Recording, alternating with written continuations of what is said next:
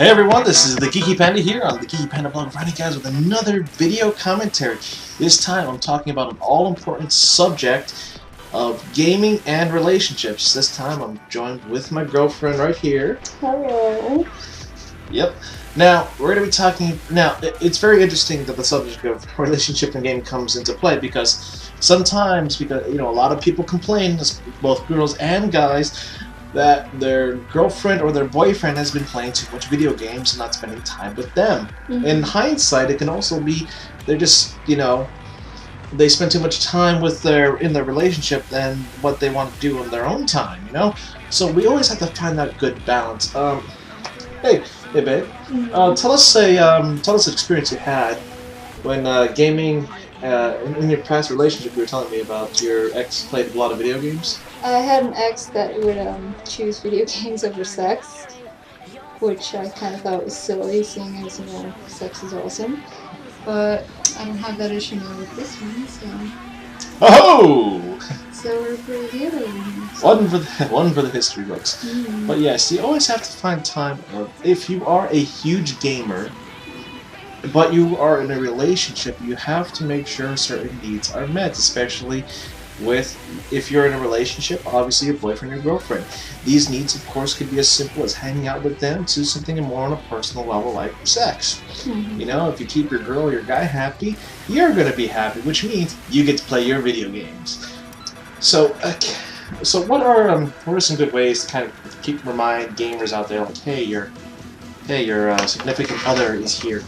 I would just say, be sure that if you want to do both, if you want to have a relationship and if you want to have gaming, you need to figure out the balance that needs doing that, and figure out what time you want to spend with them versus what time you want to spend gaming, and just kind of schedule around that.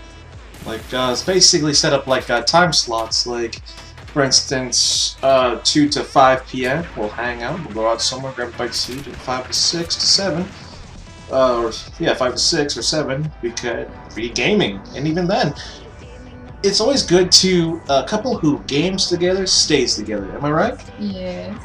Now, obviously, when you kind of feel bad. I personally feel bad when I play a video game and my girlfriend watches and I wish she could join in, But apparently... I'm quite happy watching if I can have my attention and be able to do that. So it's just figure out what the other person wants and go for that. Yeah, but at times I still feel like that they should join in on the fun. So definitely have, with your single-player game, something like Uncharted, the Uncharted series, everyone can enjoy. It's a great, they have great cinematics, great story, great cutscenes. Now, something more along the lines of a multiplayer level. Obviously, cooperative and multiplayer games will be your best bet, so make sure you have a spare controller. If you are a PC gamer, a spare computer, obviously, like now in this day and age, everyone has, a good amount of people have a laptop, especially if you're a college student. You're probably going to have a laptop, and you're probably going to want to play games together. Now, these games, it doesn't have to be Halo 4 or the Call of Duty Black Ops 2. It could be some simple games, like for the Xbox 360, a very fun game to play that's easy to learn is a game called Castle Crashers. It is a great fun game. On the PS3, a good cooperative game to play. I'm actually trying to think.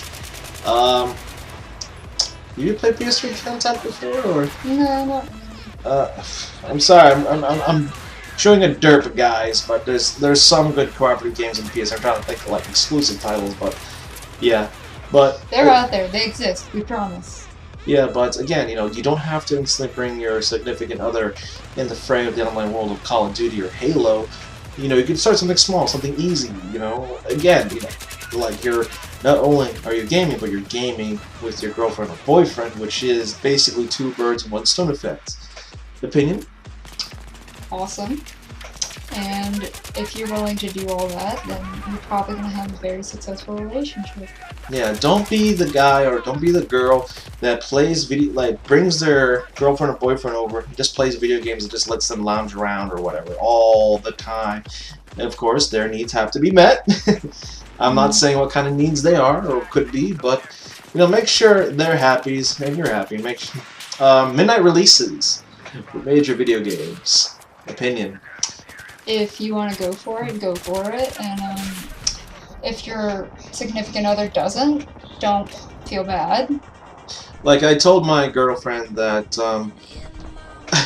for a major video game release, something like the next Halo game or something, I told her, you may or may not hear me in the next 2 to 3 days, at least, unless you're there with me, which, of course, her answer is... Well, let's go. Wait, you're gonna drive me? I can't drive you, but I can go with you. Oh. So, yeah, of course, you know, major video game releases, of course, you know, give your significant other a heads up. Yeah, just give them warning and then discuss it and Yeah, figure it out. because if they try to contact you during your hour, you know, during your like under the radar moment, it might piss them off. So please just give them a heads up of, hey, you know, this new game's gonna come out. I'm gonna be playing it a lot, you know, but after a certain amount of time, you know, I'll definitely hang out again. But I just want to play my new video game. So like, I'm definitely hyped up for the next Halo release. Of course, the next Call of Duty, even though my excitement's kind of getting lower because they release it every year, but there's definitely some games out there that I'm hyped up for, but I always try to, you know, I just always give them a heads up if there's a major video game release, or even a major gaming event, something like PAX East or a LAN party. You can even, you know, you can always invite your girlfriend or boyfriend if they like this stuff too, because if they don't like the stuff too much, but they do seem interested, you can kind of gamble with taking them with you, but if they just don't like the stuff, you know, altogether, it's like a total alien world, and they might actually hate the experience, because it depends on the person. You know, you're exposing them to all this stuff, and you don't know how it's going to work with them. Am I right? He is correct.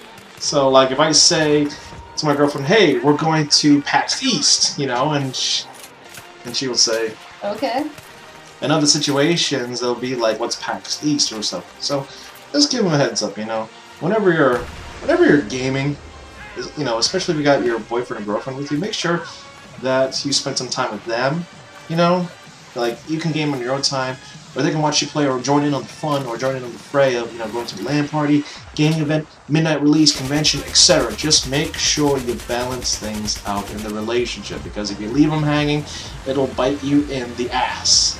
So, this is the Geeky Panda here on the Geeky Panda blog, joined by my girlfriend again. I'd like to say thank you. You're welcome. Now, Geeky Panda here, and the Geeky Panda blog, signing out. So remember, stay geeky, my friends.